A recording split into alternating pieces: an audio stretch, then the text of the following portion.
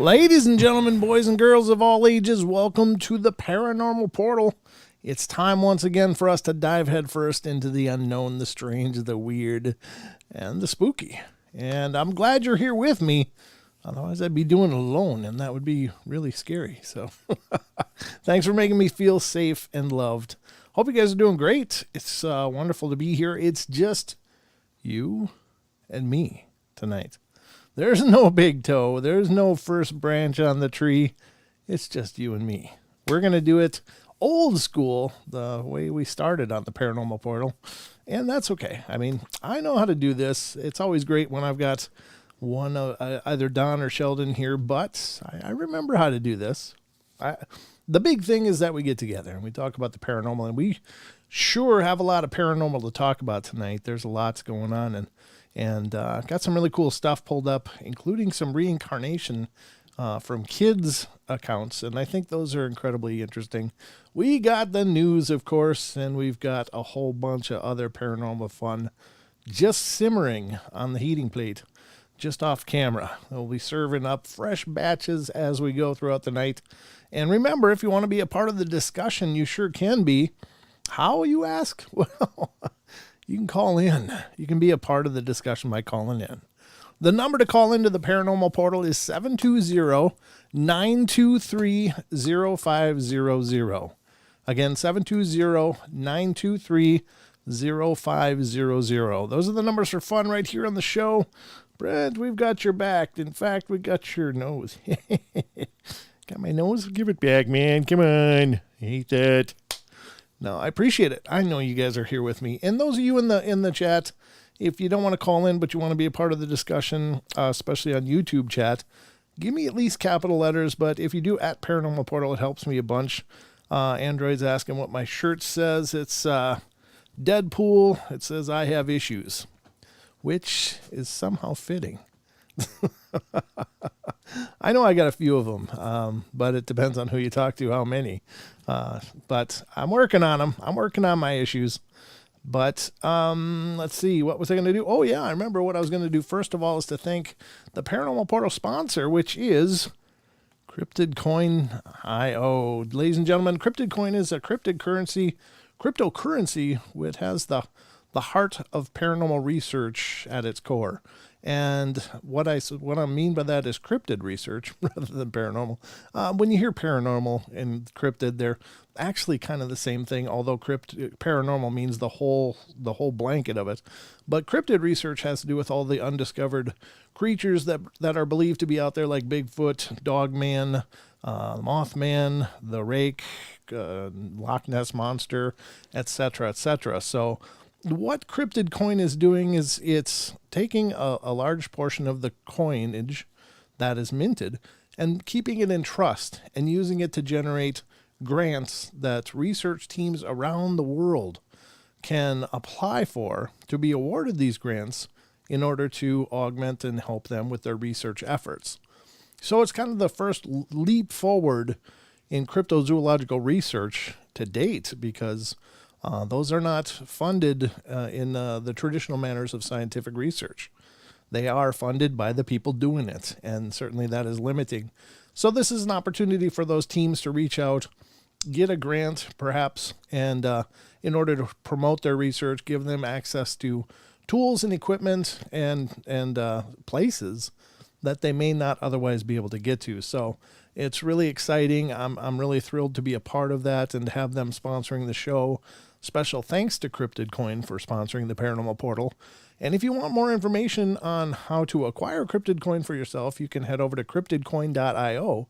If you are part of a research team wondering how to qualify for those grants, head over to cryptidcoin.io. All of the information that you're looking for should be over there. And if not, reach out to them and let them know via email, and someone will get back to you in short order and help you with that. But thank you again, and let's move along with the show. And by moving along, I mean, how about some news? You guys ready for some news? I think I'm ready for some news. I got a whole bunch of it pulled up, so let's check it out.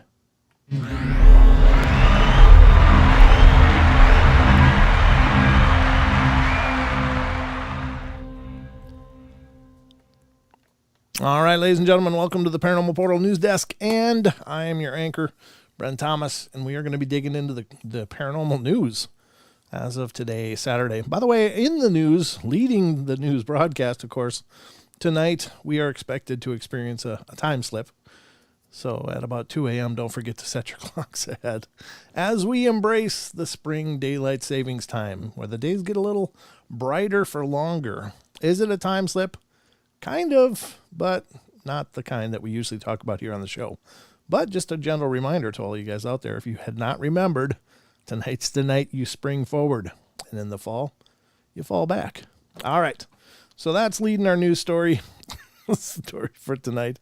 I don't know if that's news or not, but I never remember when that happens. Thank God for technology, because I lift up my phone in the morning and it does it for me. I come down to my computer, it's done it for me. The only thing I got to worry about is the microwave. And the stove, I guess, but everything else does it for me, so that helps. Okay, so getting into the news for tonight, got some articles pulled up. I also got a bunch of archived news that I thought was pretty interesting, because, you know, we've been through the news on Wednesday and Friday, and by Saturday I'm digging for news that maybe we hadn't covered yet. And while there's always weird stuff going on in the world, there isn't always real current news going on for the crypto weirdness. So let's check this out. The first one, I don't know if this is interesting or not. I guess it's when we're talking about extinct species, especially dinosaurs, it's all supposition and I don't know, educated guesses, what they look like, what did they do, how did they behave, how did they move. And for a long time, paleontologists and stuff figured that, like a lot of these dinosaurs that were allegedly bipedal, like a Tyrannosaurus Rex and stuff, well, they had the tail to kind of keep down on the ground like a third tripod leg to keep balance. And now it's kind of been sorted out that no, they probably kept it up in the air and ran on those two legs, and it was used as a counterbalance. And a lot of that has evolved. Well, here's some evolution of some ideas of the dinosaurs coming from unexplained-mysteries.com. The largest dinosaurs walked more like hippos than elephants. How do you know that? How do you know what they walked like? I don't know. I mean, my hat's off to these people. Don't get me wrong. I'm not being mocking or facetious in any way. But how do you tell? Well, let's see what they say. Comparison with today's largest living land animals may not be quite as accurate as first thought. While our knowledge of dinosaurs and other extinct animals has dramatically increased during the last couple of decades, their gaits, in the order and timing of how animals move their legs, have remained a blind spot. Yeah, probably because we don't see them move. we find them in stone, and they're not moving a whole lot. We are particularly interested in the giant long-necked sauropod dinosaurs, which include the largest animals that have walked the earth, including such famous species as Diplodocus, Brontosaurus, Brachiosaurus. And how did these giants move? What role did efficiency and stability play during their locomotion? This is a long one. They moved like hippos, folks. So now we know. Apparently we know. I don't know. This is a lot longer than I thought it'd be. I didn't know they'd have that much to say about how elephants and hippos walk. But it's much too long for the Paranormal Portal. So they move like hippos, according to these guys. Let's get to the next story and find out what else we can learn or skim over quickly. And the next one up is coming up, has to do with NASA. And I don't know if this is good or not. I don't really know because I don't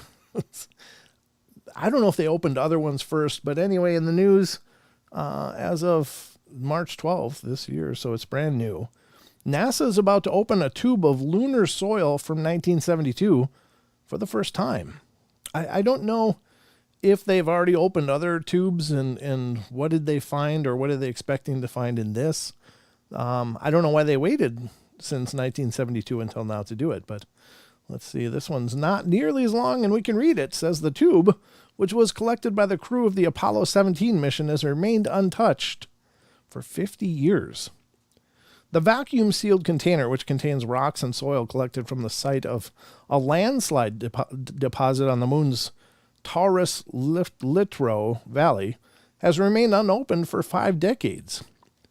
Sometime this month, however, NASA scientists will be cracking it open for the first time. Why did they wait? I don't understand. The reason for here we go. The reason for keeping it so long is simple. Back when it was originally collected, it was assumed that the technology available to analyze lunar samples would be far more advanced in the future. That future is now here, meaning that it will be possible to subject the sample to a plethora of tests that simply weren't possible in the 70s technology. Even the process of opening the container is quite elaborate, relying on a special device known as an Apollo can opener. You know they had about 5 committees and months to come up with that name. The Apollo can opener, really? That will slowly but surely pierce the seal over a period of several weeks. Yeah, I guess that is much like everything else in NASA. It goes really slow. Scientists are particularly keen to preserve and analyze samples of lunar gases using modern mass spectrometry equipment. Each gas component that is analyzed can help tell a different part of the story about the origin and evolution of volatiles on the moon and within the early solar system, said ESA scientist Francesca McDonald. Well, there you go. Old MacDonald had some dirt. E-I-E-I-O. And the dirt was from the moon. I don't know where that song's going, but it's kind of catchy. But anyway, there you go. They're going to open some dirt. They're going to study the gases that come out of the container, and good luck. I hope they learn lots from the dirt. I don't know. It is interesting, right? I don't know. I thought that was kind of interesting. Let's go to the next one here and see what else is up in the news. And this one is from the Wayback Machine. This one comes from June of 2014. And this is where it's probably going to go sideways, because I usually pull the most absurd things I can find. This is kind of an interesting take. So, all right, I'll read it. Unexplained-mysteries.com tells us in 2014, hypnotist bandit robs 4 banks in a month. A robber who allegedly hypnotized bank tellers into giving him money is being pursued by police. The mysterious thief appeared to rely not on guns, knives, or other conventional weapons, but on his strange hypnotic stare to steal money from at least 4 different banks across Manhattan over the last few years. Or weeks. On Friday, he reportedly entered a Bank of America branch and handed the teller a note stating, "This is a robbery, and to make it quick and easy." Rather than attempting to conceal his identity like most robbers, however, the enigmatic perpetrator instead proceeded to stare at the teller right in the eyes the entire time, not looking away, not even once, until he had received the money and was ready to leave. The FBI are now attempting to hunt down the man before he can strike again. And there's no update on the story, so either they never did catch the guy, or I guess they didn't feel it was newsworthy to tell us that they caught him. So there was no update on this story since 2014. Did they catch him? I don't know. That's weird. It's pretty bold, but it's pretty weird. At least he didn't hurt anybody and all that. I don't know. It certainly could be worse. Let's go to the next story from the Waybacks, and this is one of those, I don't know what to do with it either. It's so weird I had to pull it up. But this is one of those things, ladies and gentlemen, you can't unhear. So proceed at your own with warning. Proceed with caution. And this is from unexplained-mysteries.com. As of June 19th, 2014, woman gives birth to a lizard in Indonesia. Authorities have launched an official investigation after a woman allegedly gave birth to a live gecko. What?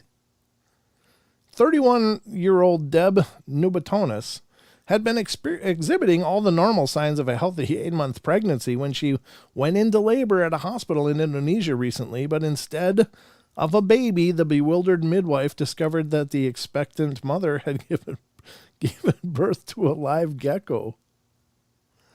I don't know how that's possible. The story suddenly became the focus of much controversy and intrigue. Despite bearing all the hallmarks of a hoax, authorities insisted on launching an investigation to try and explain what had happened. One proposed theory was that the woman had suffered from pseudocyesis, or a phantom pregnancy in which there hadn't actually been anything in her womb. Another suggests that the suggestion was that the lizard had jumped onto the birthing table beforehand, and that the midwife had mistakenly believed it to have come from the patient. So the gecko coming out is probably some kind of hoax, said Dr. Mese Ataupa. Childbirth of another species has never been reported in science. Yeah, what the hell? Like I said, you can't unhear it. So what the hell happened there? I don't know, but that's not supposed to be possible. Yeah, we can't birth lizards that I know of. However, there's some people that think there's lizard people here, so maybe that is possible. I don't know. That's very, very weird. But remember, you heard it here on the portal. Is it any wonder we love doing the news here? All right, let's go to the next one. If I dare. What is the next one? Oh, yeah. This one sounds like a good problem to have, and this was from 2014 as well. I don't know what's going on, but apparently in 2014, June of 2014, in, I think it was Montana, it says U.S. town has gold pouring from its taps. Residents in the town of Whitehall in Montana have discovered gold flakes in their water supply. Wow, I'd be running a lot of water. Mark and Sharon Brown were perplexed when they found large flecks of the precious metal floating in their washing up bowl after cleaning the dishes. She pulled the plug to let the water out, and it was gleaming little flecks, said Mr. Brown. I can't explain it. It's bizarre. The couple's neighbor, Paul Harper, also reported finding gold flakes in the water from his tap. Officials have sent samples of the water away for testing, but admit that they are stumped as to how the gold came to be there. The town's water supply is sourced from 2 wells, and while there is a gold mine 5 miles up the road, the flecks aren't believed to have originated from there. Residents have now started to question what other contaminants might be in the water supply. If we're getting heavy metals that you can see with the naked eye, what else might be in there? Yeah, that's a great question. I mean, getting gold in your water, I think, is a cause for celebration of sorts, but is that also indicating that there's other things in there? Oof. I don't know, but there you have it, folks. They had gold in them there hills, and that was in Montana, Whitehall, Montana. Again, not updated, so we don't know anything more about it than that, but if anybody knows more about these old archive stories, please let me know. I don't know if the bank robber got caught. I'm not sure what happened to put gold in these people's water, and I don't know what they found out in Indonesia when the woman birthed the gecko. So there's a lot of questions hanging in the air here on the Portal News. But anyway, we've got questions, and perhaps one day we'll have the answers. But let's continue on here. I've got at least one more to go. One more story to go. All right, so this is this is just a bad luck. This guy had a lot of bad luck in this story, and this is also from unexplained-mysteries.com. And ladies and gentlemen, it's a great site. If you don't mind, please support what they're doing there. Head over to unexplained-mysteries.com. Check out their news and all that they offer over there. It's a really fascinating site. They do a hell of a job. And it's been a lot of fun to cover their stuff here on the Portal. So, bizarre. Man in gorilla suit shot with tranquilizer. Let's do a drill, but not tell everybody we're doing a drill. How about that? This is from June 5th, 2014. It says a zoo worker taking a part in an escape drill was shot when a vet believed that he was a real gorilla. This is a vet. Thought this was a real gorilla. The peculiar incident took place at Laurel Park Zoo in the Spanish island of Tenerife, where staff members were participating in a drill to practice emergency procedures in the event of a gorilla escaping from its enclosure.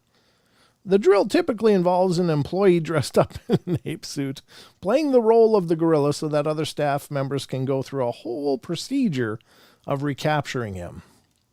On this particular day, however, a vet who was there at the time thought that was what was happening was the real deal and proceeded to shoot the unsuspecting impersonator with a tranquilizing dart. Oof. That's got to be dangerous, too, because, I mean, they kind of weigh those darts out for the, what you would expect to be the weight of a gorilla. And I'm sure, whereas a 200-pound man is substantial, but when you're a gorilla, you can be 400 or 500 pounds, I'm sure. So that's quite a weight difference. I hope this guy was okay. On this particular day, he thought that it was real and used a real tranquilizer dart. The shot, which was designed to be used on a 400-pound gorilla, invoked a severe reaction in the man, who immediately fell ill and is now in critical condition in hospital. Yeah, that's kind of what I thought. Full disclosure, I did not read this before now, so I'm reading it with you. A routine exercise. The zoo has since denied that the incident involved a person in a gorilla suit. and has instead claimed that the man had been shot by the tranquilizer dart due to a simple accident. Yeah, I'm sure that's what they want released. I'm sure that makes more sense and makes people feel much better about going to this zoo. A routine exercise to simulate the escape of a gorilla from its enclosure was carried out on Monday, during which a zookeeper was accidentally hit by a tranquilizer dart that vets use in these instances, said a spokesman. So then I would have to say, well, if this is indeed a drill, and if it was just a simple, misfire, why are they using live tranquilizer rounds in training exercises then? That even sounds actually a little worse. Because, well, first of all, the vet's a hell of a shot. I don't know what the circumstances were for that, but I imagine if you're all adrenalined up and you're going to take a shot at a what could be a raging gorilla, you don't want to miss, and this guy didn't. But if it was indeed a drill and it's just, oops, he leaned on the trigger and it went off, why do they have a live round in there? If it's a training exercise, that doesn't make sense either. So I'm not sure what the full story is or if anything will ever come out about it. I mean, again, this is from June of 2014, so this is not breaking news. I don't know, folks. I just work here. But that's the last of our news stories. And again, if you're ever out there looking and you find something weird and you go, oh God, that could be on the Paranormal Portal, send me links to articles that you find that might be good in the news. I'd love for you guys to, if you find items you'd think would be a lot of fun to talk about, send them to me. And you can do that at paranormalportalradio@gmail.com. It's the email address where we do all our work. Well, anyway, and I'm good with you guys providing material. It makes my job easier. So that, ladies and gentlemen, has been the news. Back to the regularly scheduled program.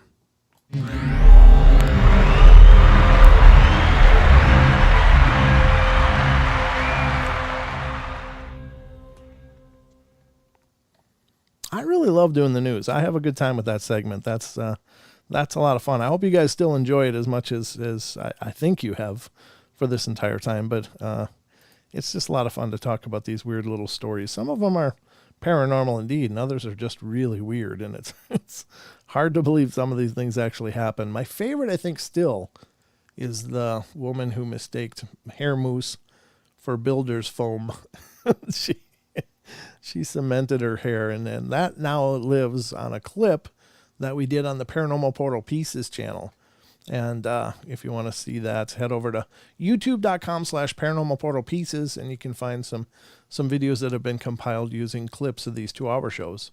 And some of them are, well, all of them are great. Yeah, I remember that too, right, Sugar? Naked news. No, you don't want naked news unknown. That's I wouldn't put you through that. I don't even like seeing me naked. I can imagine what the horror would be for you guys. So trust me, I'm better with clothes. A lot better. It's just not pretty. But anyway, if you find articles, please feel free to send them to me. I'd love to feature your news items, and I'll give you reporting credits on the news. If you find something that's funny or humorous or just plain weird, send it over to me, and you too could become a reporter on the Paranormal Portal News. So we are cruising towards our first break already, folks. It happens quickly, but it happens. And then we're going to get back and dive into all the weirdness that I've curated for your pleasure tonight. Remember, the phone lines will be open if you want to call in, 720-923-0500. Again, 720-923-0500. And there's the horn, so we'll get right back at it in just a couple minutes. Don't go away for more of the Paranormal Portal.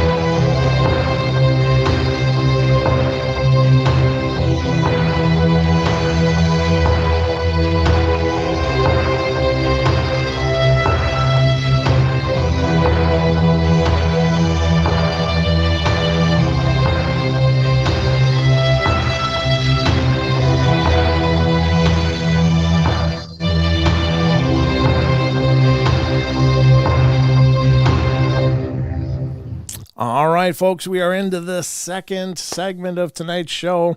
2 out of 4 segments already underway, so it doesn't take long. It's cruising. The kitten's sleeping over here, so I don't want to bother him. He's a little cutie. I don't know. He's around a year old.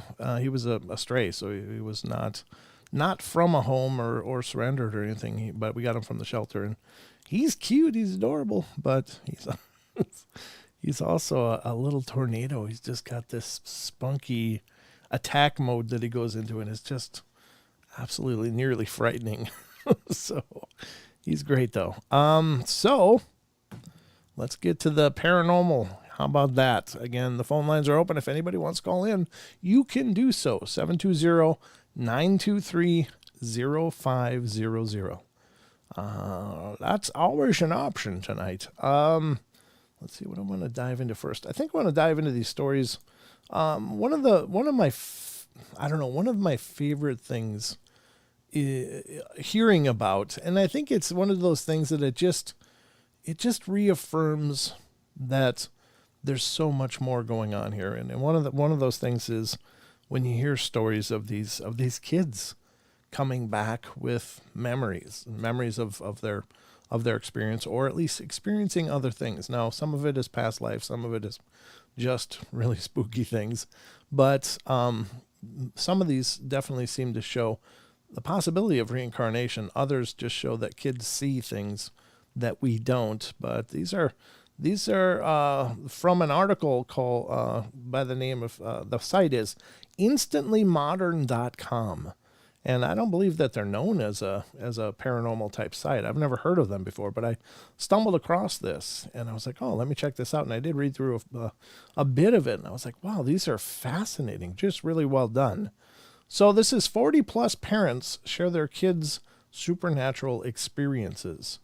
And we've covered similar articles in the past. And again, these all appear to be Twitter conversation with some person by the name of Carnithia, Krnythia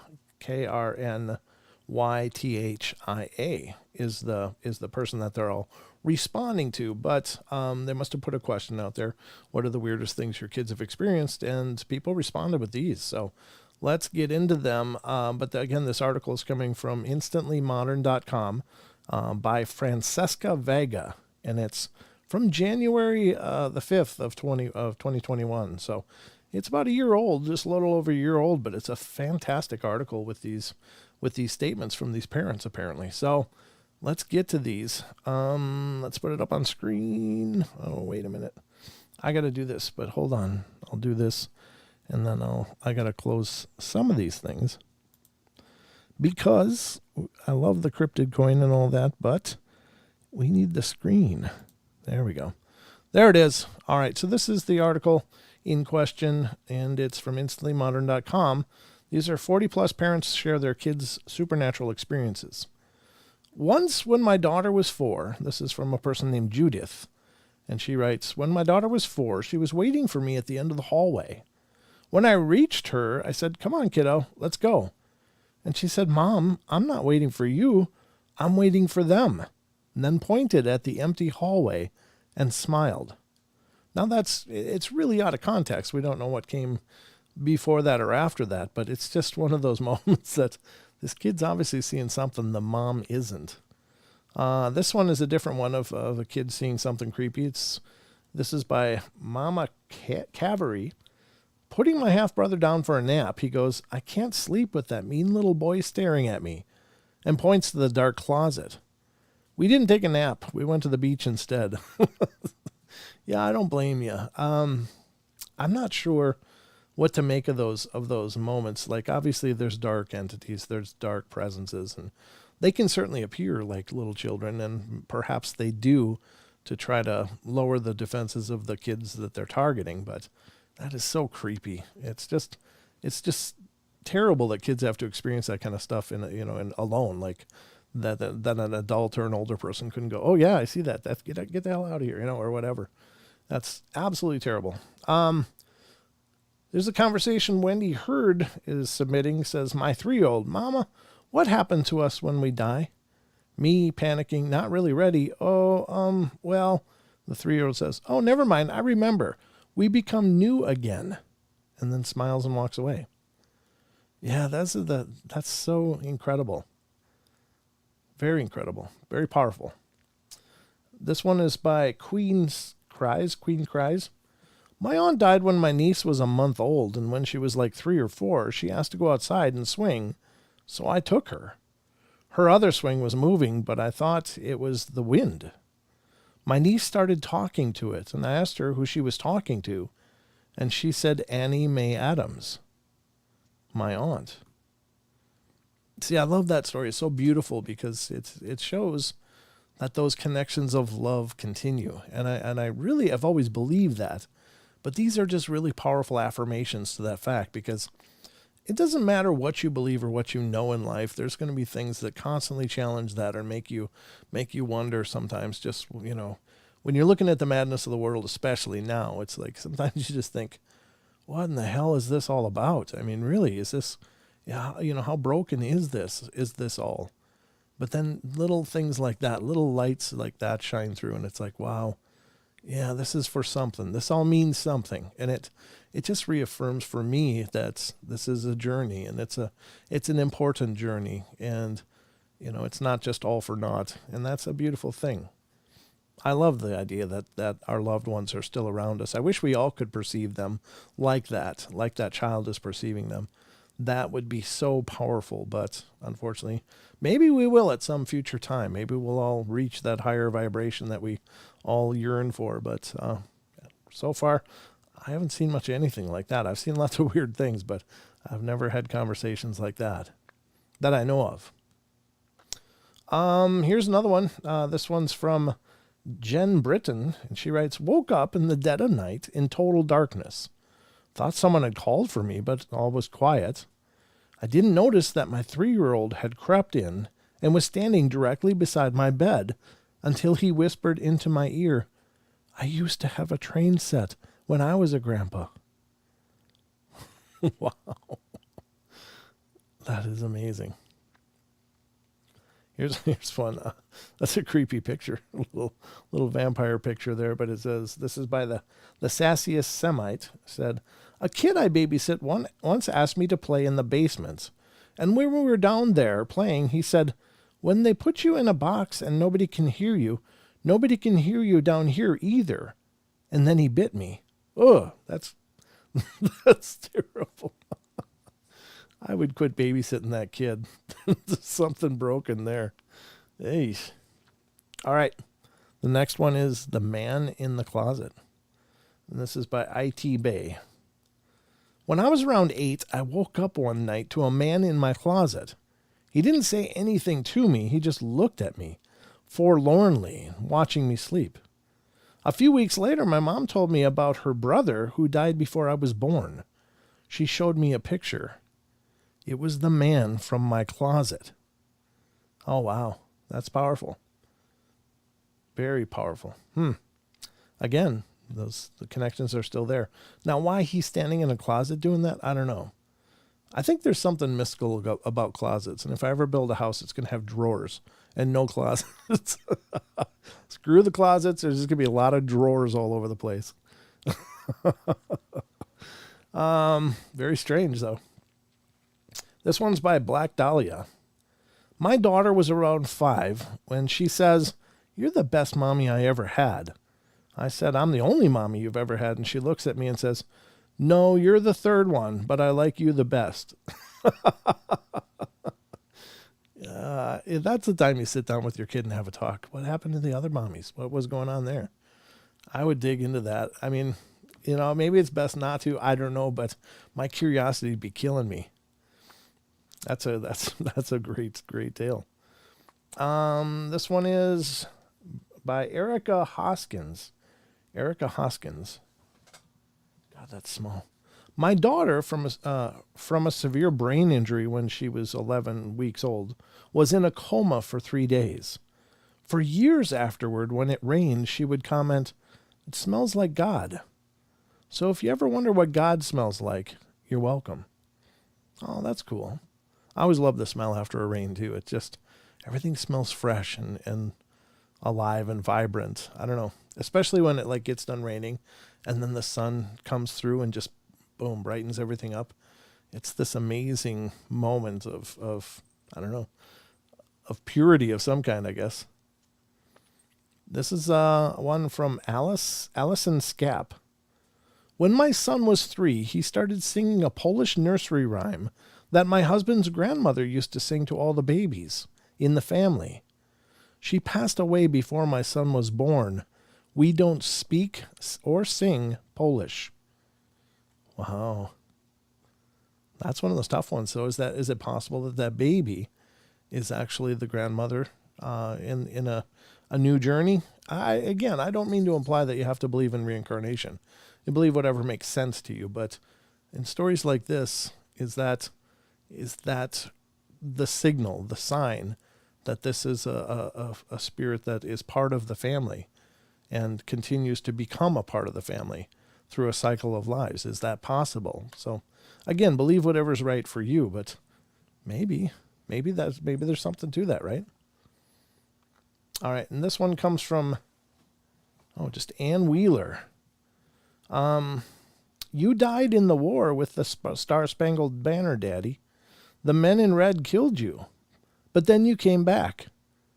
He's 4, and apparently my husband was killed by the British in the War of 1812. Oof. So there's those memories. Those are very powerful. What do you guys think? Yeah, I think, yeah, possible connection. Absolutely. This one is, oh, wow. This one's sweet. Jas Jones, I assume. When my twins were born, one of them took longer to talk. When she did start, it was in fluent Spanish, which we don't speak at home, nor does anyone who had come into contact with her at that time. So there are stories just to show what might be the power of our brains. Maybe it's a power of consciousness.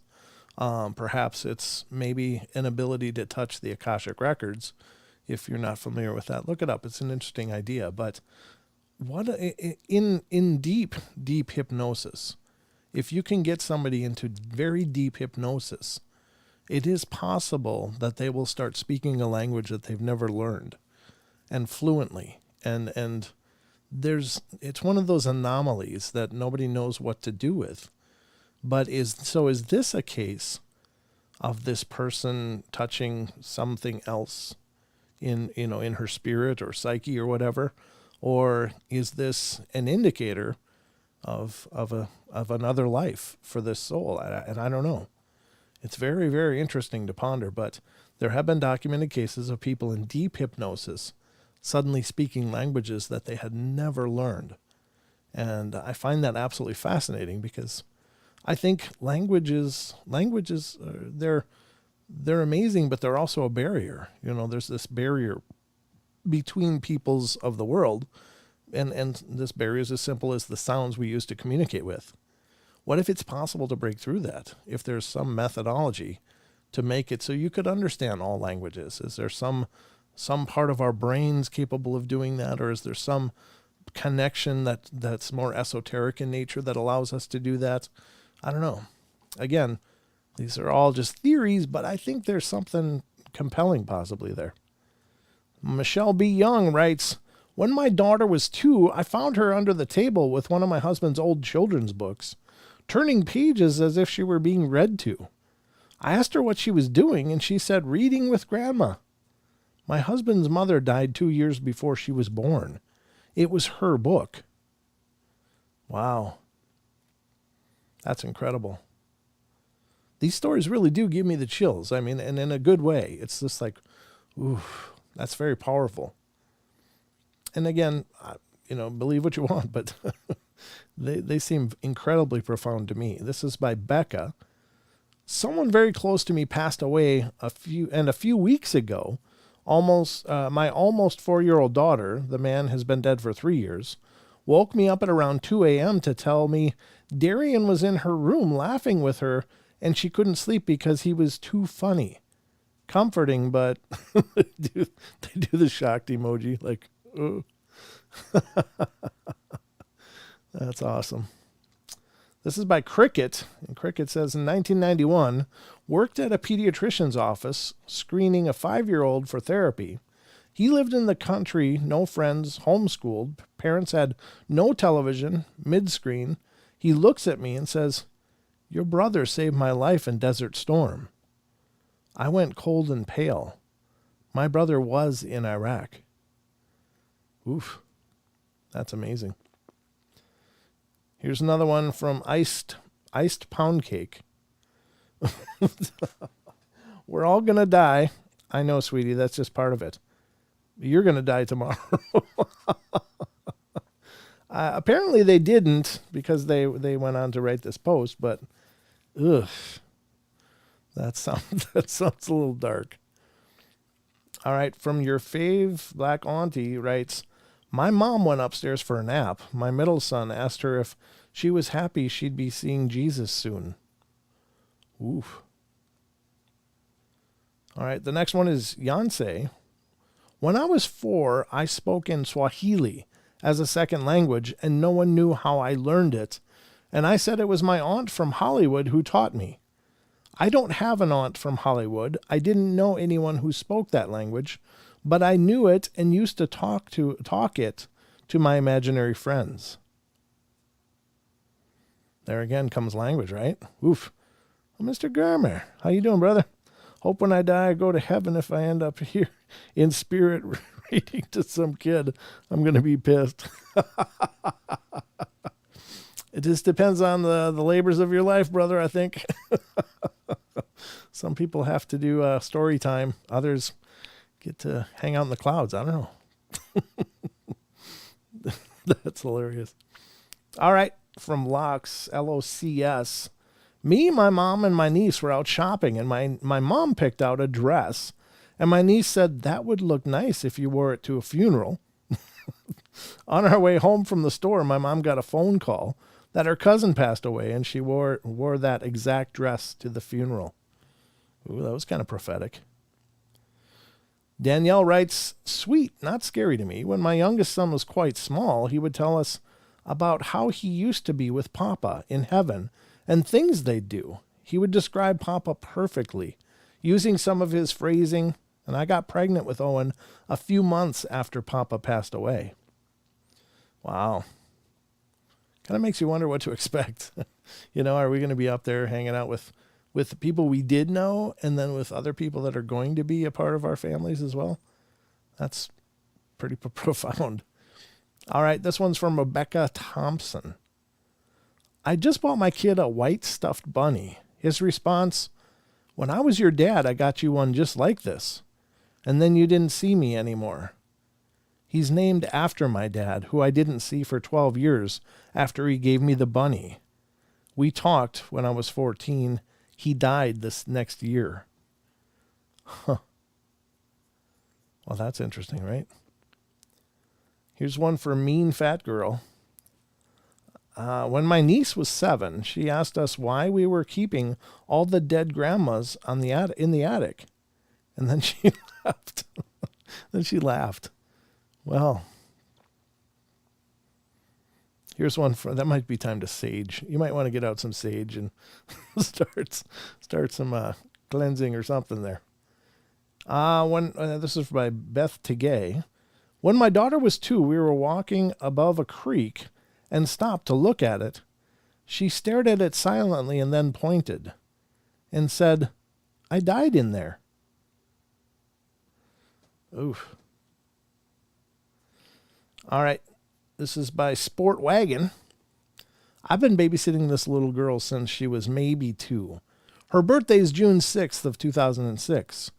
666. And one day I laid her down for a nap and she woke up screaming that she wasn't ready to go back home to him. Yeesh. Here's another one. I don't even know what this says. D-I-A, I think. As a child, I woke up in the middle of the night to a tall man at my bed rubbing my leg. I was afraid to scream. My parents never believed me, but my older brother fit the description, and he died before I was born. I slept in his room, and his old toys would often light up by themselves. Yeah, there you go. Listen to those kids, folks. They do see something. Young MT writes, I was hiking alone in the woods with my son who was 7. It was eerie quiet, and out of nowhere he says, Jesus, the woods demand a sacrifice. Oh, no. No. Stick to the pavement. Go back to the pavement. Leave the woods alone.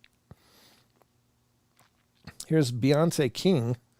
I took my 4-year-old nephew to see my new house. First thing he says to me after seeing the house, Tia, you're going to die in that house. Oof. Okay.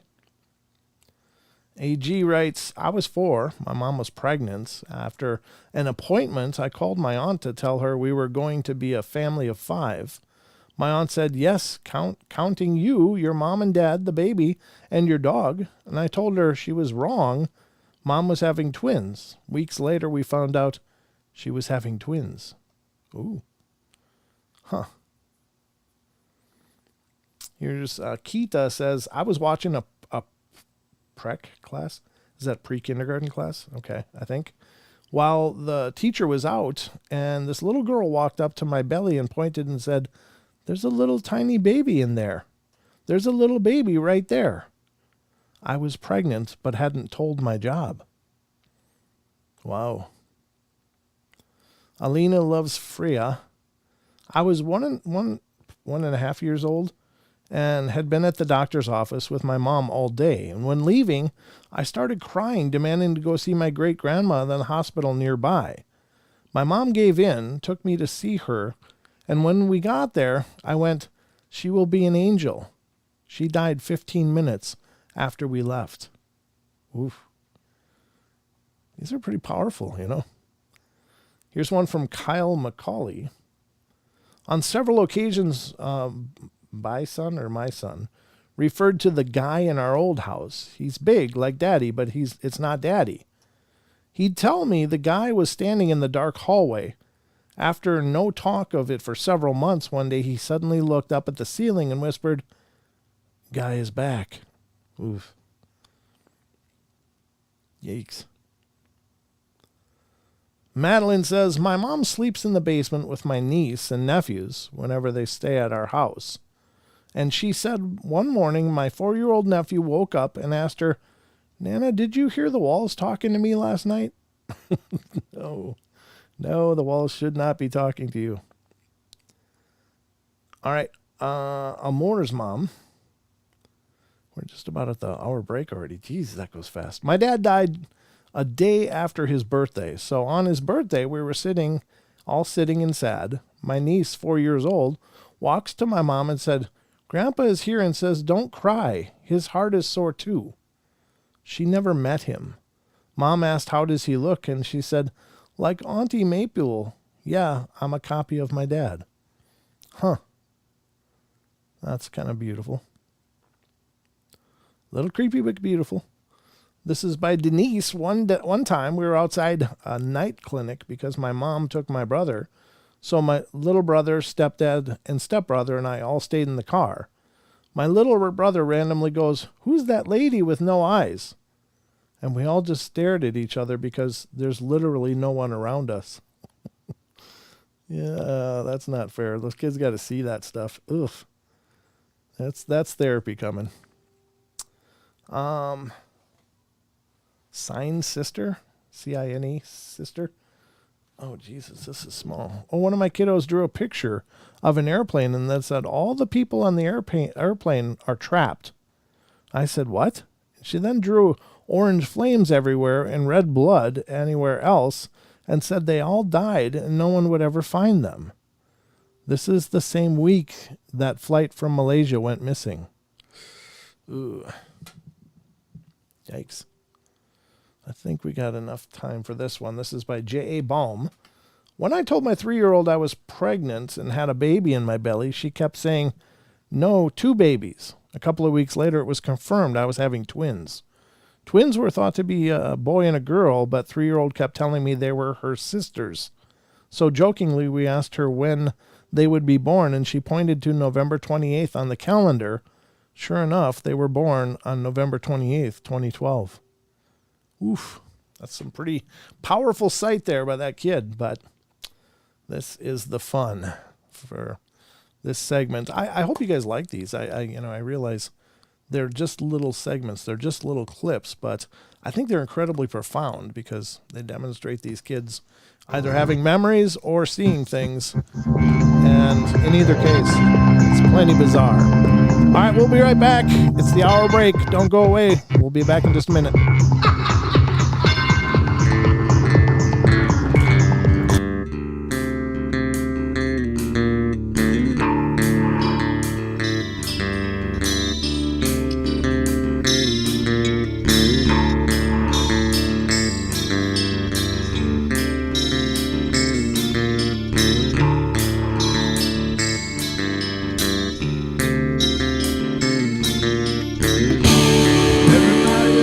Play their games. Everybody loves to place their bets.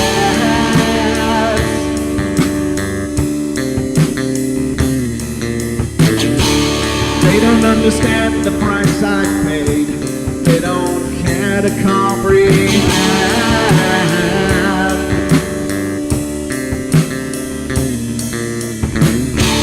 Trace their lines upon my body, dripping scars across my heart.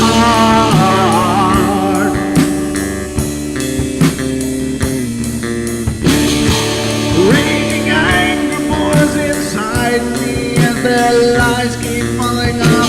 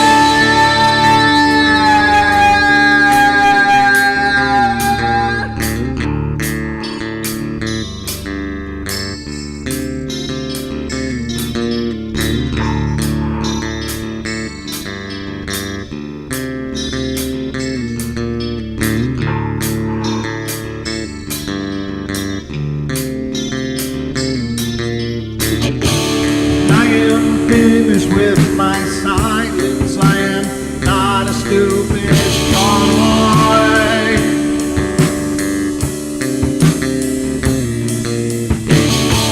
No more breaking me with kindness. Just you dance upon my joy.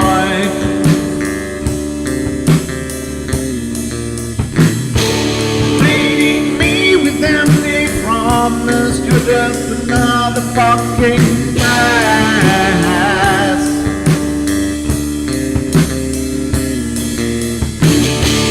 Taking off the slice of my sanity, just make sure that you're well fed.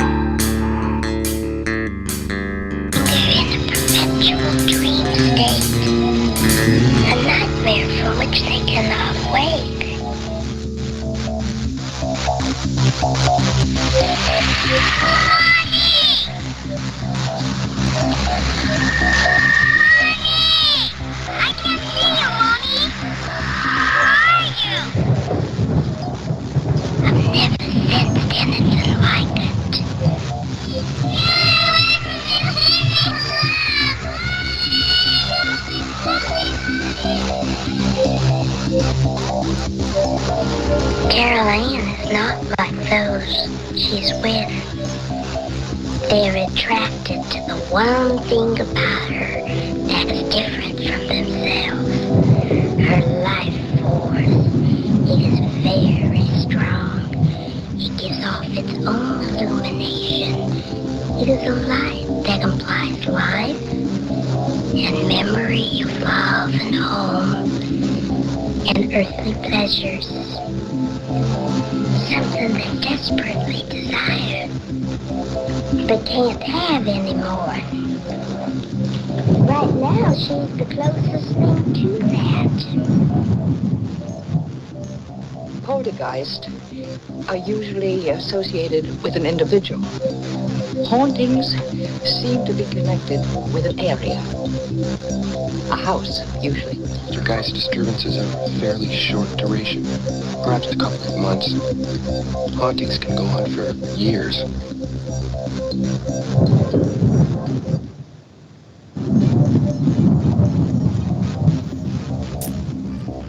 And so can the portal for years and years and years.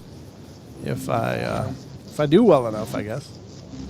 Ladies and gentlemen, welcome to the second hour of our show tonight. It's cruising by pretty quickly. We've covered the news. We're covering this article from InstantlyModern.com and paranormal supernatural experiences of little kids and things their parents report seeing or experiencing with these little kids. Some of them seem to be a reflection of a past life or past life memories, and others just seem to be an awareness of the spiritual around them, and it's pretty fascinating stuff. I hope you guys enjoy it. I know I love these things. They're just really powerful, even though there's these small snippets of stories from these people.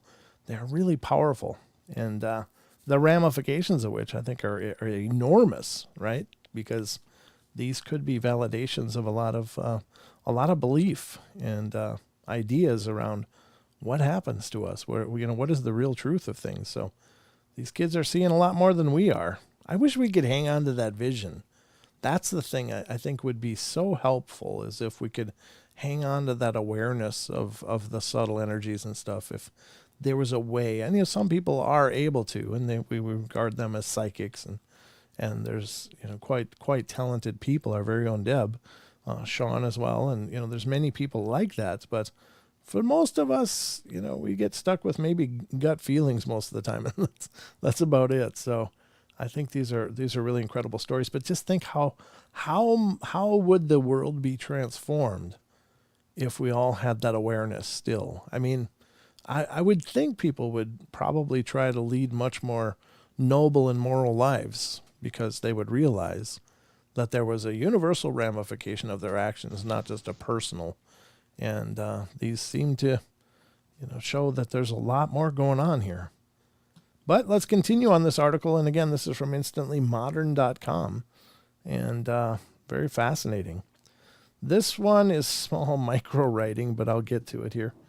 It says, I was about 2 months pregnant making grilled cheese sandwiches for my nephew, and I asked him if he wanted one, and he told me, nope, he wants a boy cheese sandwich, and the baby in my tummy can have the girl cheese sandwich.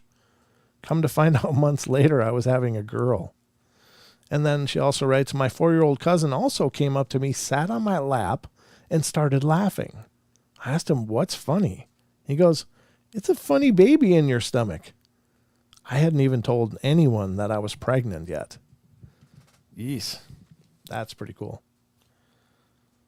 All right, we'll move down to the next ones. Again, more micro font. What the hell's going on? So this is by Phonetics, Phenetiks. Back in the day, my younger brother used to tell us about his other grandparents and the blue house they used to live in. After always telling him he was making it up, he told our mother he could bring her there. So we went for a drive. And this little 5-year-old little psycho gave her turn-by-turn directions for close to 45 minutes. We ended up 4 to 5 towns away at a dead-end street with an abandoned blue house.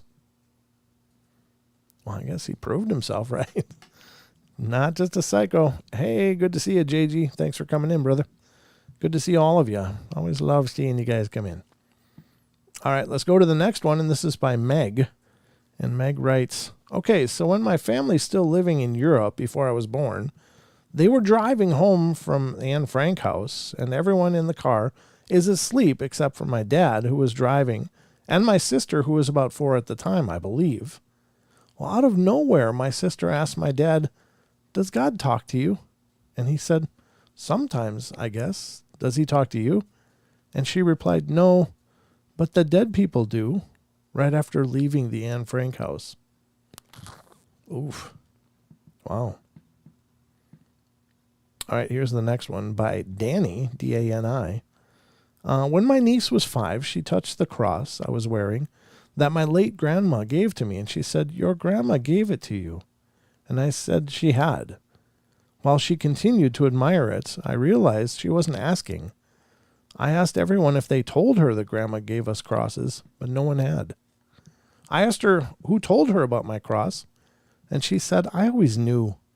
She was staring at a picture of my mom's on my mom's dresser, and she asked if it was of my grandmother who gave me the cross, and it was. She said it looks like a lady she saw visit. Grandma passed years before my niece was born. Wow. Here's Chatting with Doll Doll. Okay. By Weirdo Number 1, my brother was 2, and this was before I myself acknowledged and interacted with spirits and otherness. We are in my mom's room, and she's holding him. He then turns to the doorway and starts waving, saying, hey, Doll Doll. That's my great-grandmother, dead 2 years before birth. There was also another time where our great-grandmother was in our room, and he was talking to her in the middle of the night. Oof, that's crazy. Not crazy in a crazy, terrible way, but crazy in a wow way. This is by Leilani. When I was about 16, I was in a grocery store with my mom, and a tiny child I had never seen before suddenly latched himself around my leg, wouldn't let go, and kept insisting I was his first mommy. Sobbed when pried off of me by his actual mom. Wow. So, I don't know. I mean, the first thing I'm thinking was like, did she have a unintended pregnancy that she terminated or something, or is this a whole different story? But that's pretty heavy. Wow. That's not what you look for when you go grocery shopping. So Aaron Griggs writes, subbing a kindergarten class, a little girl walks up, stares at my chest. You have big chest. My grandmother had big chest, and she's dead now. And her, oh my God. Anyway, she's dead, and things are rotting off. Is it almost recess? That's a little heavy. Sinisister says, one of the twins I used to nanny would wake up before his brother, hide in darkened areas of the house, and make the noise like that kid from The Grudge. Ugh. He would keep doing this until I found him, so I had to go into dark rooms looking for that sound. Yeah, that's twisted. All right, here's another one. Iced Pound Cake writes, I once asked a friend's son what he was digging for, and he responded, dead bodies. What, you ain't never seen a dead body? The kid needs therapy. Just get him in therapy now. I think they have pills for that. All right, this is from Anna Mazzola. I was telling my kids a story about a wicked witch, which ended with her being banished from the kingdom. 3-year-old.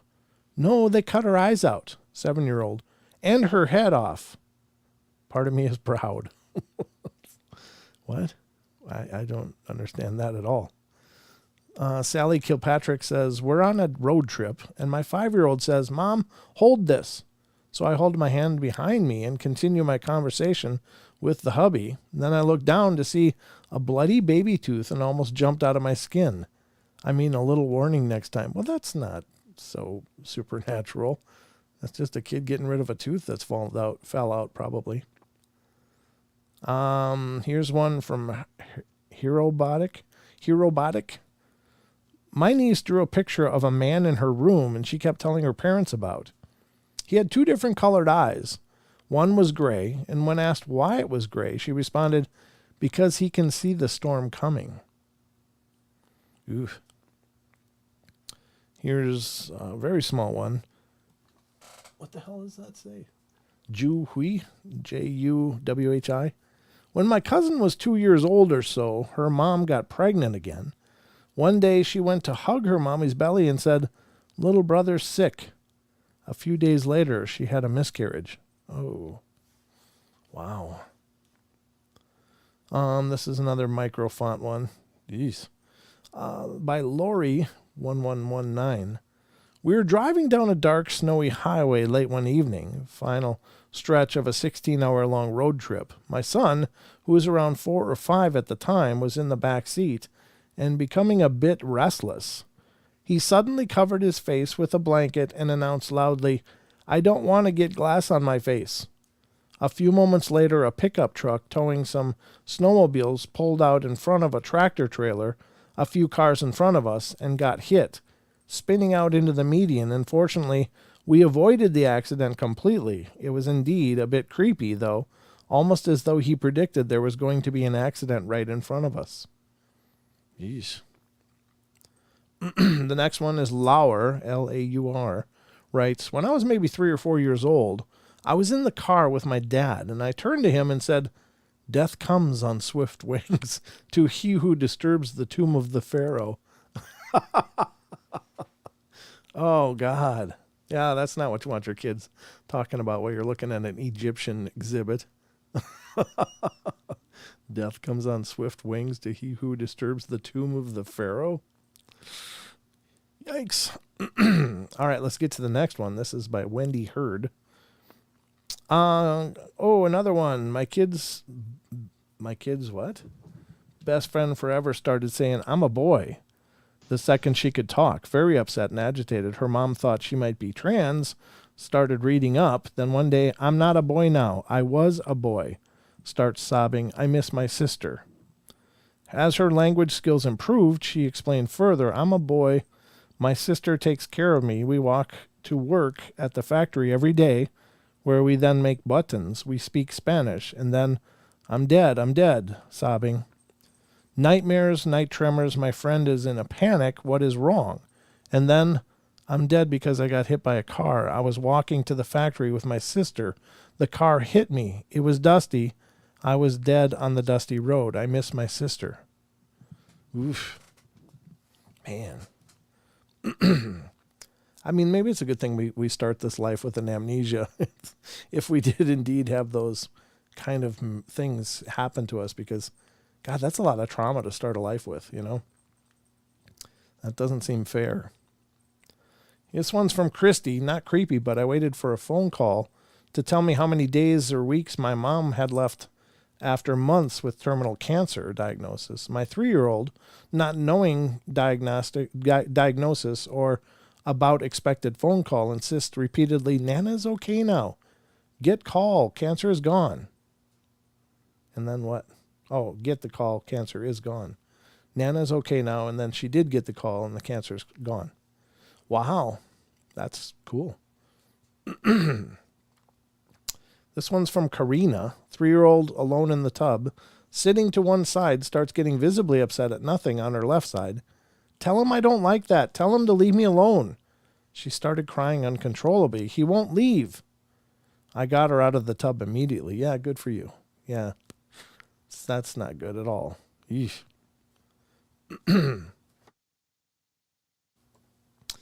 Terribly, terribly traumatic. All right, and Kate, but the tired version, says, walking with my 2-year-old in a cemetery by our house, she says, "Mommy, who's that man in the red jacket by the stone house?"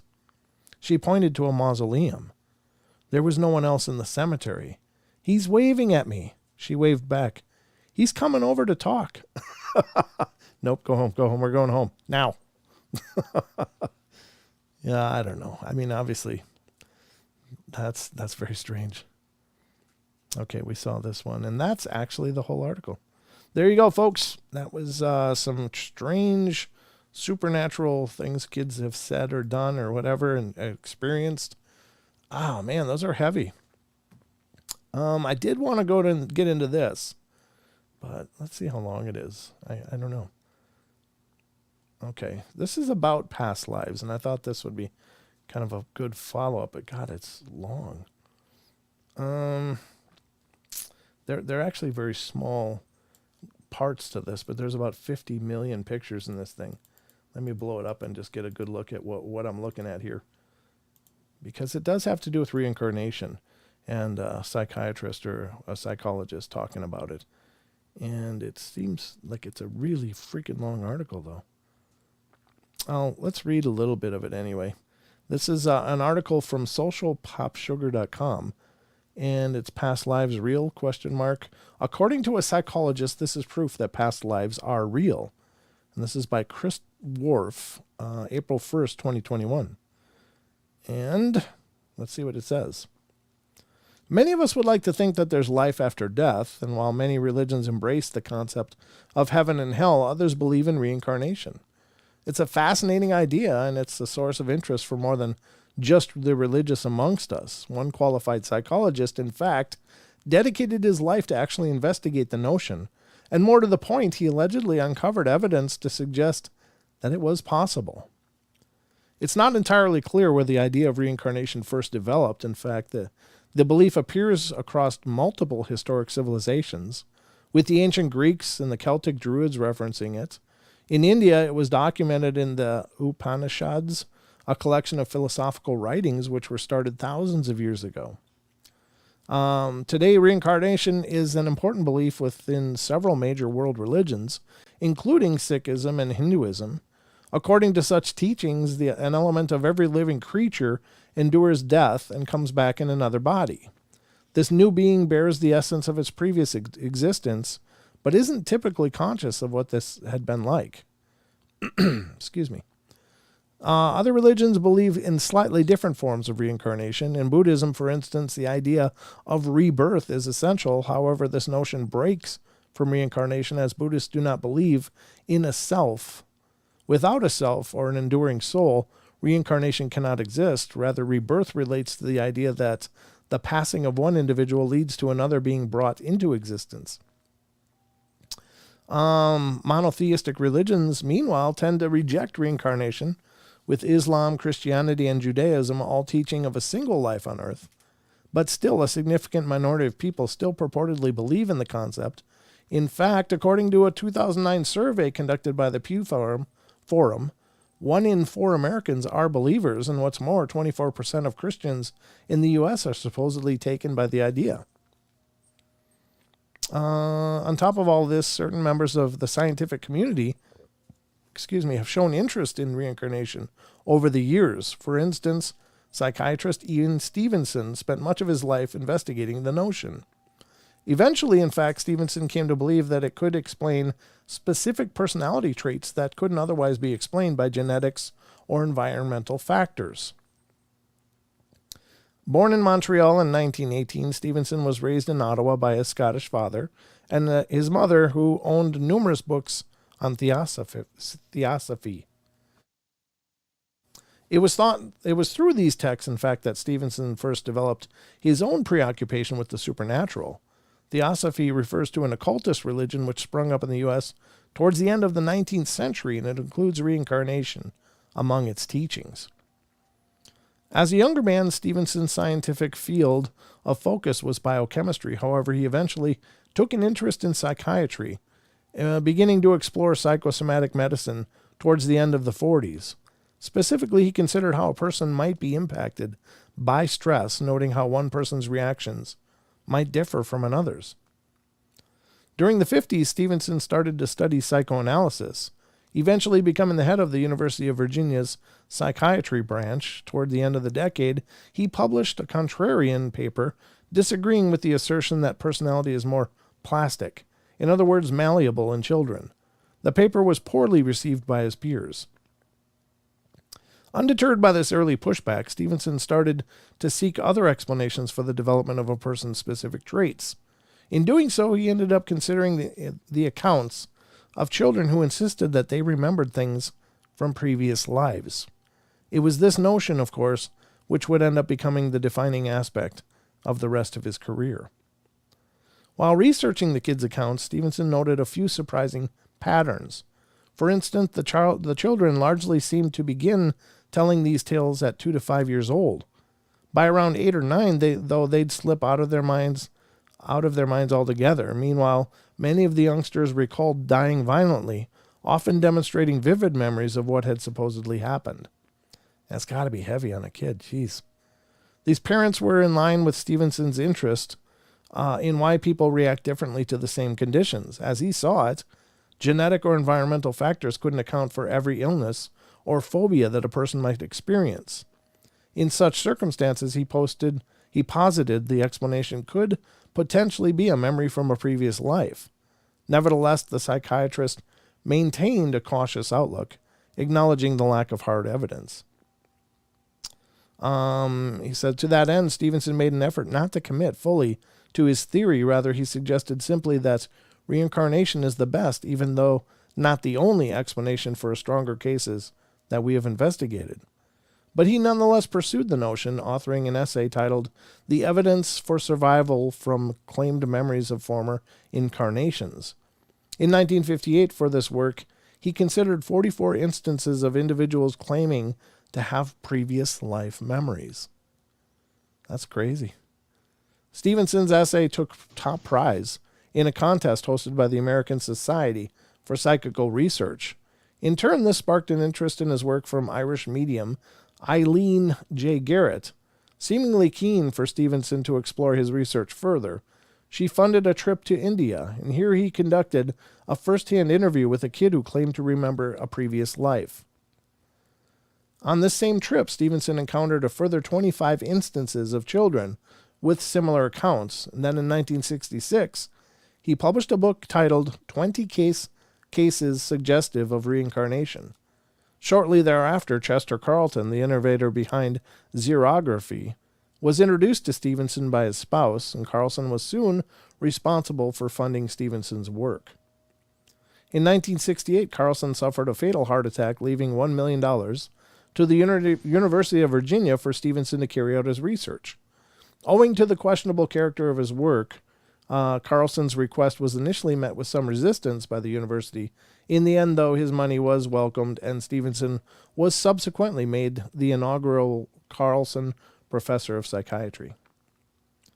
The funding permitted Stevenson to dedicate himself to his research full-time.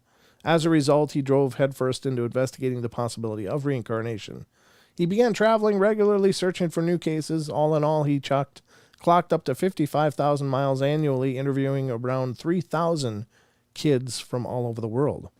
See, I thought this was very, very, very extraordinarily rare, and maybe by a world population it is, but, for 3,000 kids from all over the world having memories of being alive, I think is pretty extraordinary. It seems to invalidate the possibility that it was just some chance memory or some fabrication. I mean, perhaps it doesn't. Maybe mathematically it doesn't. Maybe it makes perfect sense that 3,000 kids would remember a life that never happened just because they managed to come up with the same solution to whatever problems they're dealing with. But it is curious that, he found that many people that were able to meet with him and research this. I think that's fascinating. In one case, a young child from Sri Lanka is said to have noted her mom mentioning a town which the youngster had herself never visited. The little girl then recounted to her parents that she had died in this town. According to the toddler's detailed claims, she drowned in a river because of her actions of her intellectually challenged sibling. The girl also spoke of her past life father, a bald florist named Harath.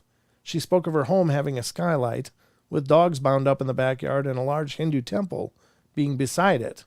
She even mentioned people breaking coconuts on the floor outside of this temple. So after hearing this, Stevenson sought to confirm the details for himself. Just like she said, and we'll get into that more after the break, I'm going to scan this ahead a little bit and see how much more we need to cover for the show. But I just think it's fascinating that there are people in the professions that actually do, it's like the Jeff Meldrum of Bigfoot. And this is a gentleman who I'm sure is probably passed by now, but he made great strides in at least perpetuating the idea in established sciences. And I think that that's very admirable, because otherwise we're stuck in these little boxes. So a guy like Jeff Meldrum is invaluable, because they at least give a credence to the idea that there are large hominids walking around in the forests. So we're going to take our last break, folks. Don't go away. There's more to come in just a minute. A couple minutes.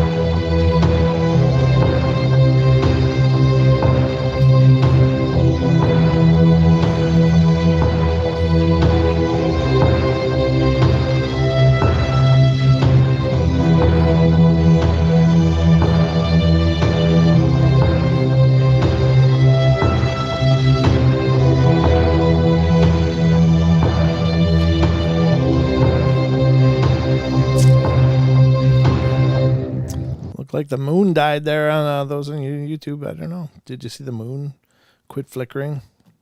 That's eating batteries like crazy. Darn moon. Good to see you, Justin. Good for seeing you. Good. Thanks for coming in. Let's see who's here. Let's do some shout outs. We haven't done that yet tonight. Aussie Tiger's here. Sherry Moon is here. Good to see you, Sherry. Elaine is here. Gigi. Gemgwin. Ghost Magnets. Justin Goodearth. Maggie M10. Paradox Fossils. Rachel Gets It Right. Ruger Ridge. The Unknown and Tiniest Squitch are those that are chatting right now. It's not everyone that's here, but it's those who are talking. Uh-oh, somebody came in. Something changed. Android, good to see you. Thanks for being here, of course. And anyone else? Oh, Tracy Gale popped up. Paradox Fossils. Natalie UK, good to see you. Thanks for coming in. All you guys, just wonderfully make my heart glow warmly in my chest, which is good. I got that going for me. Someone else just popped in. Me, I'm new. Gigi, you're not new. Important Dan, how you doing? Thanks for coming in. Ruthie's lurking. Good to see you. Thank you guys so much. Appreciate the love that you bring to the shows. And Monoguard's here. I'm quiet tonight. Saving my energy to prep for that lost hour and sleep coming up in a few hours. Well, it's a time slip, folks, and we talk about those all the time here in the portal. This one, however, is scheduled and sanctioned by the world, I think. I don't know. Do other countries do it? I'm only familiar with the U.S., of course. Do other countries do the whole time savings, daylight savings thing or not? I don't know. I know there's even places in the U.S. where they don't. They just go like, screw that. It's always this time here. But for the most part, I don't know. Do other countries do daylight savings or not? You guys will have to let me know. Those of you worldly people out there, let me know. Spring back is dumb. I'm just happy it's spring. I don't care if we lose an hour to get there. I'm so happy that the snow is disappearing and it's getting warm and lovely and beautiful out there. No, most countries do not do it. Okay, very cool. That's what I figured. I think it was a birth child of Ben Franklin here in the U.S., and it had to do with like lamp oil or something, ways to conserve lamp oil. But I guess nowadays that's probably need to still conserve lamp oil the way things are going. But anyway, daylight savings is stupid. Yeah, Justin says we fall back in April. No, we spring. Oh, you fall back in April, I think. Okay. They do in Canada, but here in Saskatchewan we don't. Okay. Tracy says, okay, very cool. What does ZX say? UK same. Okay. UK does it. All right. Oh, there you go. Okay, thanks, Natalie and ZX. Appreciate that. You guys are teaching me. You're making me more worldly every show. I don't know. It doesn't really matter to me. I don't sleep well anyway, so if I miss an hour, it's like, well, it's normal. I miss hours all the time.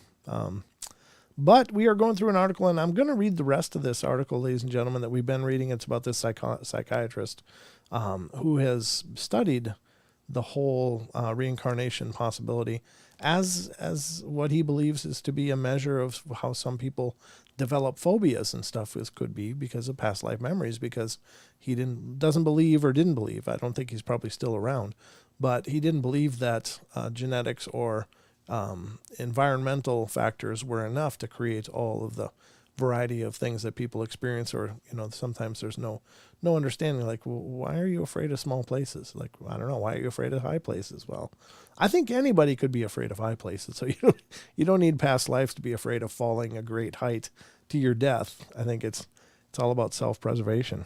But I hate that it gets darker earlier. Oh, yeah. Oh, did you? Okay, thanks, Monogard. I'll take a look.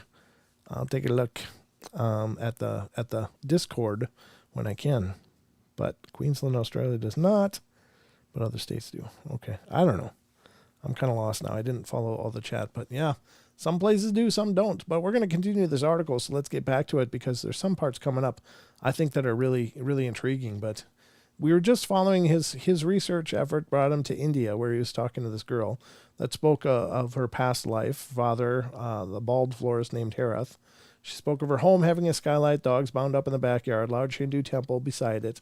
She even mentioned people breaking coconuts on the floor outside of the temple. So after hearing this, Stevenson sought to confirm the details for himself. And that's where we're picking it up now, just like she said. Remarkably, many of the child's statements seemed to reflect reality. Apparently, there really had been a florist in this town. Moreover, he'd been the father of a 2-year-old girl who drowned while playing with her intellectually challenged brother. There had supposedly been dogs in the back of the man's home and a temple that stood beside it, and outside of this place of worship, people broke coconuts as a religious act. Wow. What's this child going to... How would this child know this? Maggie says, Australia, we go into fall, and clocks change in April for us. Oh, okay, gotcha. Excuse me. So seemingly real. However, not all the details from the toddler's story proved accurate. Although they were close, the father of the tale wasn't actually bald, for instance, but the girl's uncle and grandpa apparently were. In all, 27 of her 30 assertions allegedly checked out. The little girl's family had never come into contact with the family from this town. So it's easy to see why the story seems so convincing, at face value at least. However, that wasn't enough for Stevenson. The professor worked tirelessly to... Why did they put this close-up of this guy's eye? That's kind of... That's a little creepy looking. The professor worked tirelessly to explain his findings through rational means until he was left with only one explanation. We can strive towards objectivity by exposing as fully as possible all observations that tend to weaken our preferred interpretation of the data, he wrote. In Stevenson's obituary for the Washington Post in 2007, so yeah, he is definitely passed on, journalist Tom Schroeder backed up the professor's assertion. Dr. Stevenson searched for alternative ways to account for the testimony that the child came upon the information in some normal way, that the witnesses were engaged in fraud or self-delusion, that the correlations were the result of coincidence or misunderstanding, he wrote. But in scores of cases, Dr. Stevenson concluded that no normal explanation sufficed. His magnum opus. Stevenson's work culminated in what Jesse Bering called his magnum opus in a 2013 Scientific American article. This was a 2,268-page 2-volume book, first put out in 1997, titled Reincarnation and Biology, a contribution to the etiology of birthmarks and birth defects. The work focused on, as the title suggests, birthmarks and their supposed relevancy to reincarnation. A number of Stevenson's subjects possessed rare bodily defects from birth, including ears which hadn't fully developed and abnormal fingers. Others had peculiar birthmarks or moles in unusual places. Reincarnation in Biology focuses on more than 200 reports of kids with past life memories who also supported these strange physical features. The key to Stevenson's puzzle was that these anomalies often lined up with physical injuries sustained by the person whom the child claimed to have memories of being. Indeed, in several cases, he was able to confirm his findings by checking the autopsy record of the deceased person. In others, he consulted photos of their corpses. For example, a kid from Turkey with an underdeveloped face claimed to recall the existence of a man killed with a shotgun. Another in Thailand had birthmarks on the front and back of his head, which apparently looked like a bullet wound. That corresponded with the boy's memories of a man who'd been shot in the head with a rifle. And in Burma, a girl missing a leg from birth told Stevenson about how a train had hit her in a past life.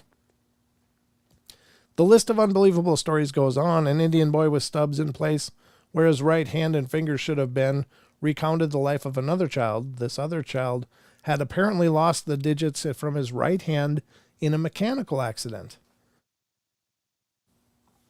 To make this case even stranger, the Indian child's birth defect, which led to his stubbed hand, is incredibly uncommon.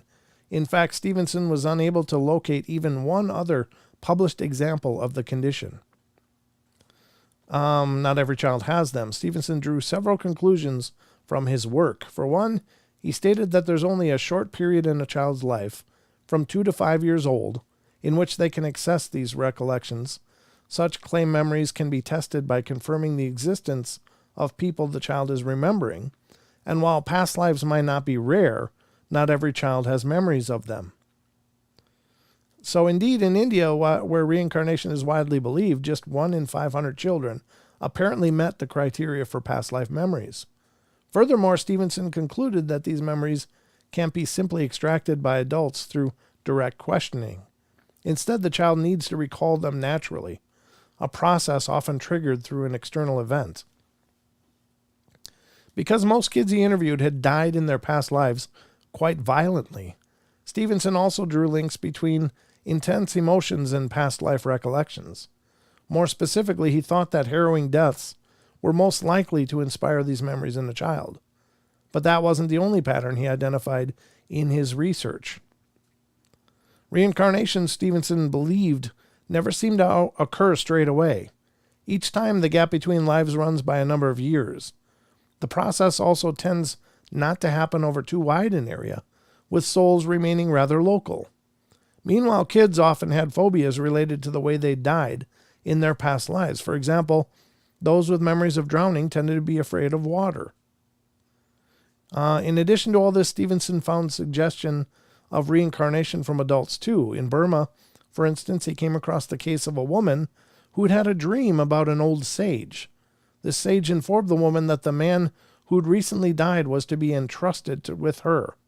The next day, the dead man's wife visited the woman, claiming to have dreamt of the sage too.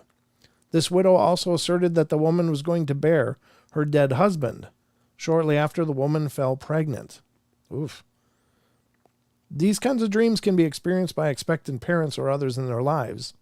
They're often referred to as announcing dreams, and they can apparently happen in anticipation of conception right through to childbirth. According to University of Virginia researcher Jim Tucker, announcing dreams comprise a significant number of reincarnation claims. However, critics have dismissed these dreams as mere psychological projecting. Failure or Galileo. While journals published Stevenson's work, his findings were largely overlooked by the scientific community. In the early days, but in 1977, psychiatrist Harold Leaf wrote of him in the Journal of American Medical Association. According to Leaf, either he's making a colossal mistake or he will be known, I have said as much to him, as the Galileo of the 20th century. Oh, thank you, Maggie. I appreciate it. And indeed, not everyone rejected Stevenson's work. In fact, award-winning physicist Doris Coleman Wilsdorf endorsed his research before her death in 2010. The statistical probability that reincarnation does in fact occur is so overwhelming that cumulatively the evidence is not inferior to that for most, if not all, branches of science, she concluded. Nevertheless, Stevenson's work has had his fair share of critics.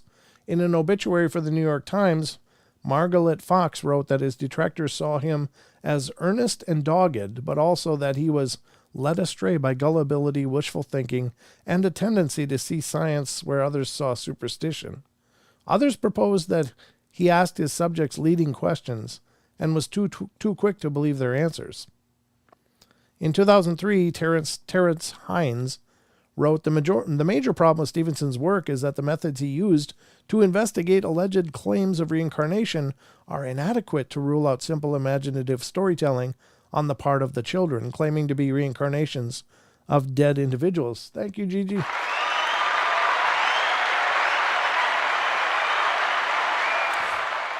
Indeed, he suggested that the professor's more notable cases, the children involved did in fact know people close to the deceased person. Stevenson's focus of case studies in India also brought criticisms to his door. Philosopher and parapsychology expert C.T.K. Chari called him naive, claiming his findings lacked cultural context. According to Chari, for a child in India, where the notion of reincarnation is widely accepted, remembering a previous life is comparable to having an imaginary friend. How much more is this? Yeah, we're almost there. So we're getting there. Sorry about this, folks. It's long, but perhaps the most damning account of Stevenson's research, though, is that one of his assistants, Champe Ransom, is named Ransom, and he's detracting from his work. Ooh. Indeed, philosopher Paul Edwards claimed that Ransom wrote an unpublished account detailing Stevenson's methods. Among the accusations were a propensity for asking leading questions, filling in the subject's stories, and conducting all too brief interviews. What's more, Ransom is said to have alleged that there had been prior contact between two families involving all but 11 of the 1,111 cases he worked on. And even then, 7 of these 11 investigations had supposedly been conducted in an unsound manner. The one-time assistant to Stevenson concluded that the researcher's evidence was completely anecdotal. Of course he did. Before his death in 2007, Stevenson prepared a lock with a code that only he knew. Then he informed his colleagues that he would attempt to give them the code after he died. By 2014, however, the lock remained unopened. In his wake, psychiatrist Jim Tucker has carried on Stevens' research into past life memories.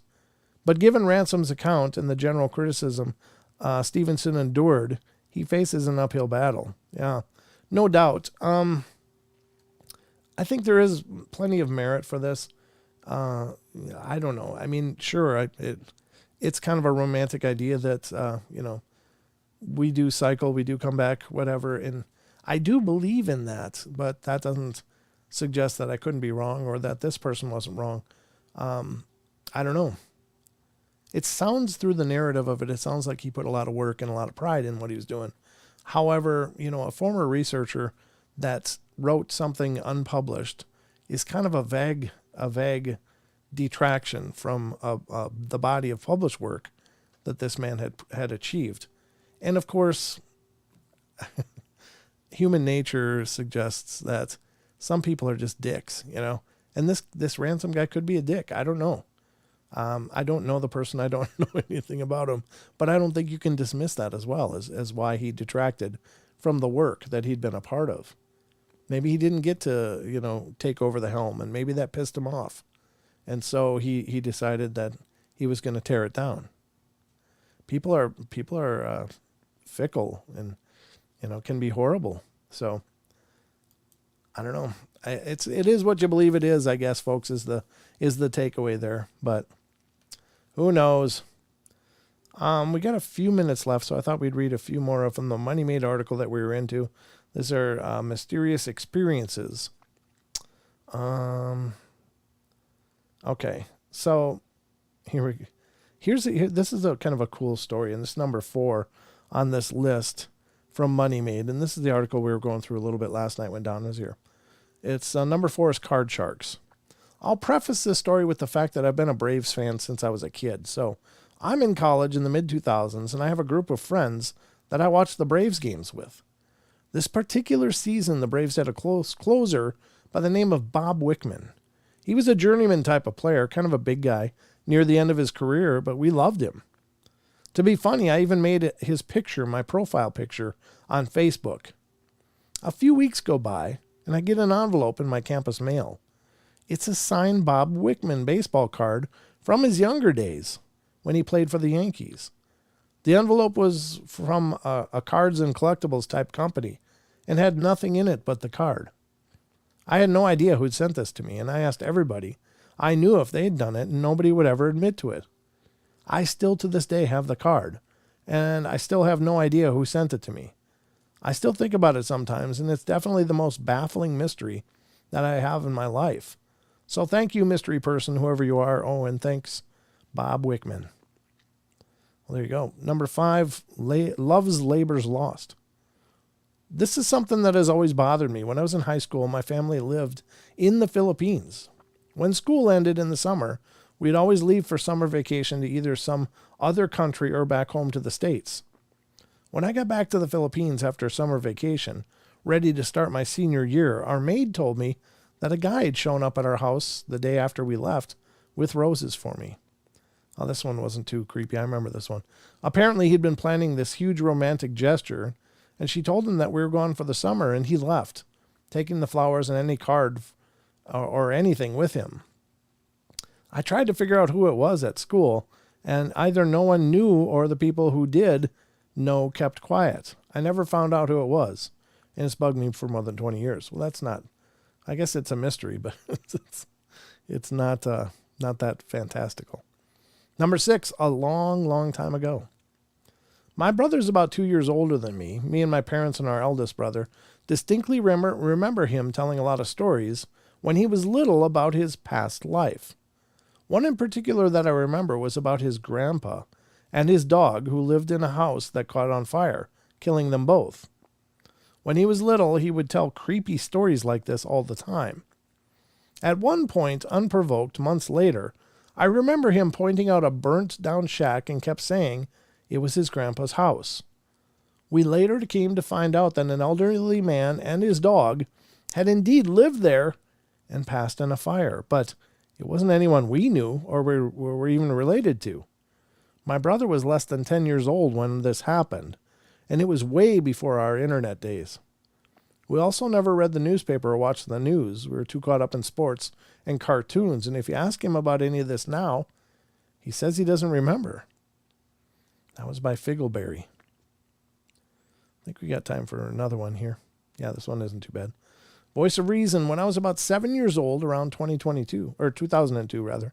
I added too many twos into that. Sorry. My dad just never came back home one day. He went to work in the morning and just refused to come back and work out his marriage with my mom. It was a really stressful time in our lives, and I remember my mom and me calling him every single day and asking why he wouldn't come back. Well, one night we got an anonymous phone call to our house. My mom told me that a man called her from a blocked number, and he told her something along the lines of, "You don't know who I am, but your husband is having an affair, and everyone at work knows about it." It did lead to my mom freaking the heck out, but I'm honestly really thankful that this person called and let her know. She's loyal to a fault, and I know that she would never have been able to pick up our stuff and leave if there was any chance to save her marriage. I still don't know who called that day, or if my father actually knew the guy. I think I'd like to know one day, but I'm okay not knowing if that's the way it has to be. Ancient Grains. Well, I guess it's a mystery, but yeah, not really paranormal.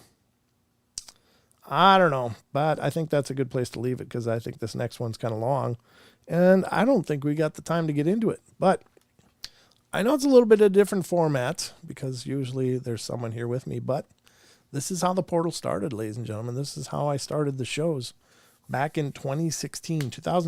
It was just me and a microphone. And whoever managed to show up, and back in those days, there wasn't many people showing up. It was just a handful of people. And Don and I both still talk about it. It's like, you remember when we had 10 people watch our live show that time, the first time? And it was like a celebration as we watched this grow.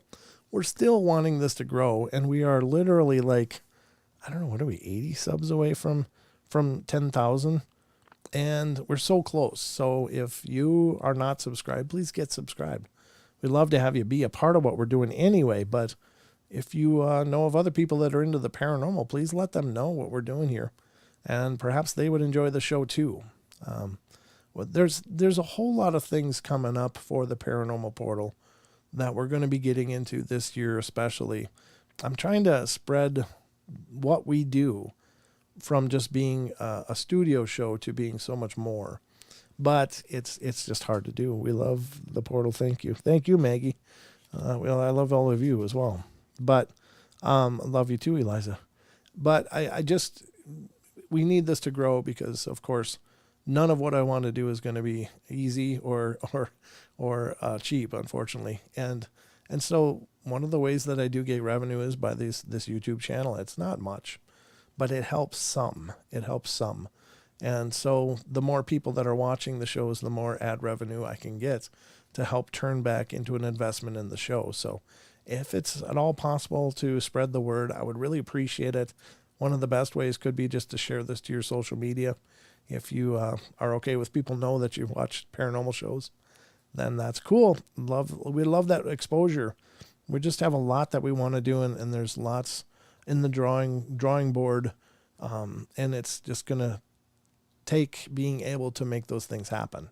If they don't happen, that's fine. I'll continue to do the show as it is, or continue to evolve it within this framework. But I have vision for what I want the Paranormal Portal to be, and so part of that is it has to grow to get there. So Yeah, we'll have a 10K party for sure when that happens. We'll have contests, quizzes, giveaways. We'll do a bunch of stuff. That's part of the vision for 10,000 subs. And is it a big number? No, it's not a big number on YouTube at all. In fact, it's a very small number, but it's a big number to me. The 10,000 is a big number to me because we're moving out of 4 digits into 5 digits of subscribers. And that to me is a huge benchmark because we've scratched every bit of this show out of our sheer determination. We've had some wonderful friends and people helping, but you all have been a big help too. But there's so much more to do, so continue to spread the word. Love you all. Be good, be kind, be nice. Take care of each other. Help each other out. Find the magic in every day and remember to laugh as much as you can. We'll see you on Wednesday nights. Take care. Have a great weekend.